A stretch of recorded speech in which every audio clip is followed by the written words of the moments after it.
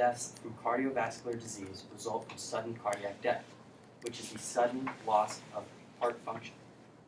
Now, approximately every 20 seconds, an American has a heart-related event happen to them. Now, this is according to the American Heart Association. And 1/3 of all deaths in America result from some kind of heart-related disease. With that, CPR, or cardiopulmonary resuscitation, is an emergency life-saving procedure which can be performed when the heart stops. Now, immediate CPR can double or even triple the chances of survival. As a lifeguard for 2 summers, I learned the basics. I learned many things, and one of the things I learned was CPR.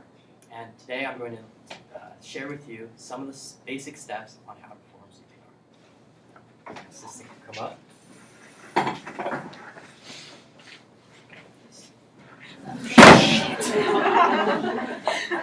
Probably should have locked it. There you go. Alright. So, I'm going to go through the steps right now. So the first step is assessing the scene for safety. You want to make sure it's safe for you to enter. There's no fire, they're not in the middle of the road, there's no cars going by. Because if it's not safe for you, you don't want to put yourself in risk because you're no use to them if you're injured also. So once you have assessed the scene for safety, you want to tap and shout, "Hey, are you awake? Are you good? Are you good?" Because you want to make sure they're not just sleeping. You don't want to go pounding on their chest if there's no need.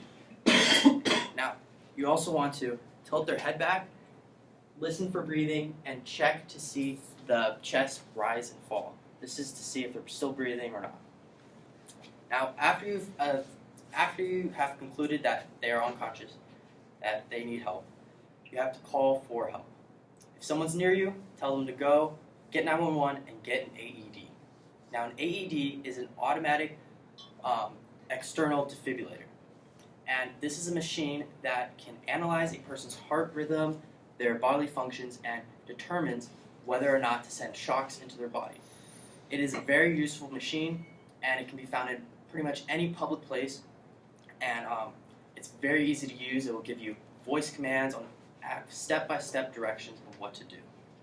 Now, once you have established that help is on its way, next step is compressions. Now, everyone can just put your hands like this, interlock your fingers. When you press down, you want to use the heel of your palm. And find the nipple line, go a little lower, bottom of the breastbone, and you want to get up right above, shoulders square above, and arms straight out. Now, when you're pressing down, you want to press at least 2 inches down. Now, Ian, he's a bigger guy, so you might have to go a little farther, but one of the ways you know that the compressions are working is if you know that if you can hear the ribs breaking. It's a hard thing to imagine, but it's better to have a few broken ribs than the other case. So when you're doing this, you want to do 100 compressions per minute. Now, what does that mean? Well, you got to do it to staying alive. Everyone knows the song. There you go. Staying alive, staying alive. See, you can say that in your head. You don't have to say it out loud. But that's what you want to do too. So the next step is rescue breaths. Now, only trained professionals are taught how to do rescue breaths, but I'm going to teach you the basics for it. Right?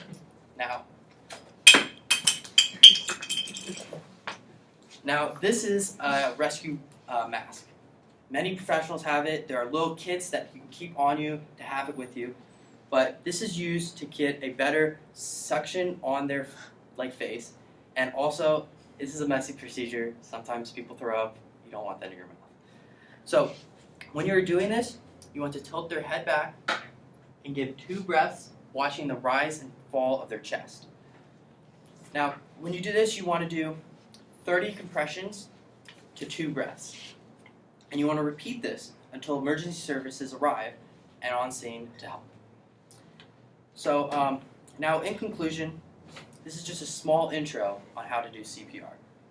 And it's just meant to teach you the basics. Now, let's go over the steps one more time. You want to assess the scene, call for help, begin compressions, rescue breaths, and repeat until help arrives. Now, I hope everyone learned something from this. or got a quick refresher on how CPR is done. And I highly advise people going and getting CPR certified because you never know when you will need these skills. Thank you.